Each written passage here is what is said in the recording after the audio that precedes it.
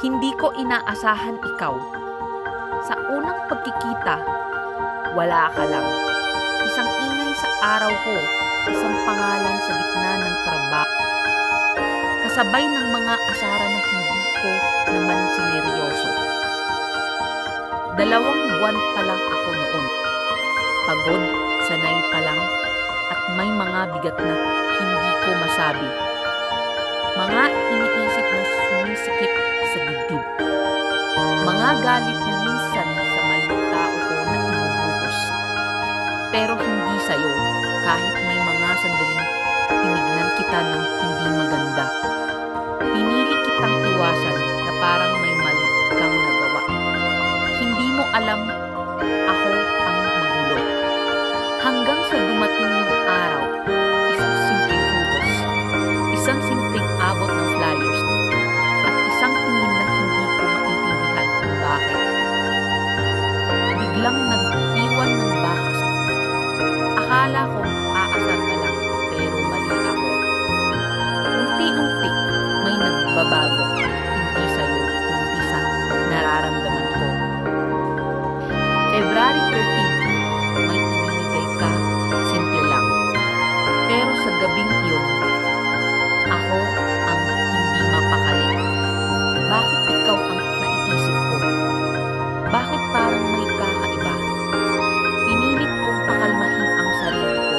Huminga, pumikit, pilit kinumbinsi ang pusong huwag kang gawing espesyal. Saglit lang to, sabi ko. Baka mabait lang siya, pero kinabukasan Valentine's Day. Umaasa akong tapos na, hindi pala. Ikaw pa rin, mas malinaw, mas totoo. Sinubukan kong ilayo, maghanap ng ibang pangalan, ibang dahilan. Pero sa dulo, ikaw pa rin ang bumabalik. Natakot ako, hindi dahil sa'yo, kundi sa alam kong baka wala rin itong pagmatulohan. Babalik ka rin naman. Lilipas mo lahat. Kaya bakit ako manghulog? Pero paano kung hulog na? Hindi na tayo makatingin sa isa't isa. Parang may hiya, parang may tinatawag pareho. At ako, hindi ko na naiwan yung bagay na binigay mo. Parang ikaw, hindi ko na iniiwasan. Hanggang sa dumating ang sagot, hindi na lang pala to simpleng crush. May nararamdaman na ako na lalaki tuloy yung mga pagkakataong sinungitan kita. Yung mga tingin dapat hindi ko ibinigay sa'yo.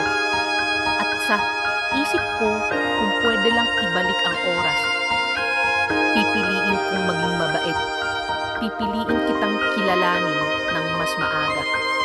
Kasi ngayon, sa dami ng hindi sigurado, isang bagay lang ang malinaw.